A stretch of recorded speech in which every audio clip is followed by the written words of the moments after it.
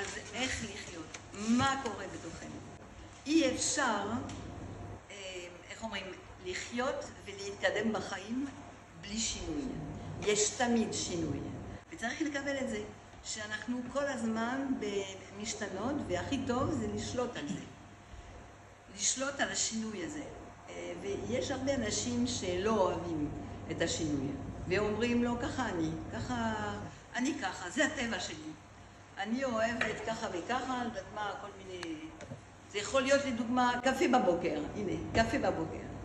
יש נשים או גברים שלא יכולים בלי קפה.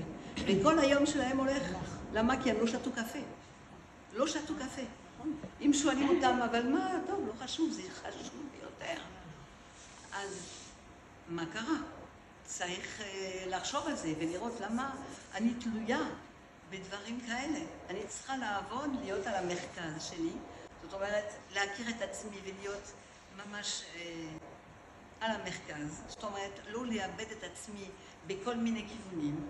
קפה, יופי, אין קפה, אז מה? זה לא הטבע שלי, אין טבע. טבע זה להיות יהודי, זה הטבע שלנו. אין טבע אחר. להיות יהודי זה מה שצריך לעשות, וצריך לדעת איך.